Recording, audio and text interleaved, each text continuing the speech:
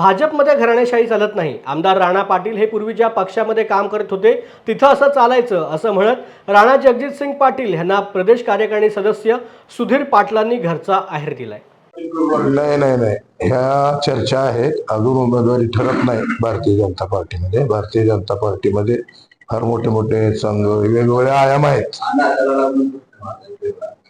तुम्ही असं म्हणताय की तुम्ही पक्षाचे पदाधिकारी आहात.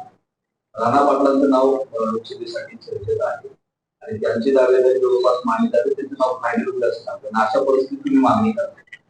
नाही नाही, कसं होतं, राणा दादाचं क्लेम असणं किंवा त्यांनी काम करणं सद्य परिस्थितीमध्ये ते आमदार आहेत याच्याबद्दल माझं काही मत नाही.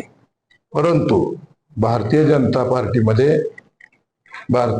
पार्टीमध्ये घराणेशाही चालत नाही.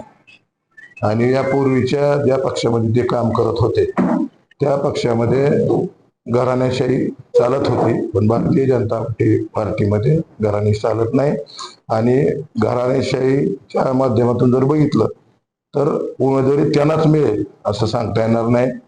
कारण शेवटी पक्षाचं केलेलं काम 5-6 वर्षामध्ये आणि पक्षात हे असेल तर त्या पक्षाचा उमेदवार म्हणून मी शेवटी जर कोणालाही उमेदवारी मिळाली तरी आम्ही पक्ष म्हणून त्या उमेदवाराच्या पाठीशी खंबीरपणे राहणार किंवा त्यांना निवडून आणण्यासाठी आमचे प्रयत्न 100% करणार. कारण आदरणीय देवेंद्रजी फडणवीस, आदरणीय नरेंद्रजी मोदी हे आमचं नेतृत्व आहे, त्यांना आम्ही दैवत मानतो. त्यांच्या माध्यमातून दिलेल्या उमेदवाराला आम्ही मदत करणारच आहे. परंतु आज परिस्थितीला जर एकंदरीत परिस्थिती पाहिली शेवटची म्हणजे सगळेवरती, तर माझं काम आहे आणि त्या कामाच्या माध्यमातून मला उमेदवारी मिळेल स्ट्रॉंगली असं माझी भावना आहे. आणि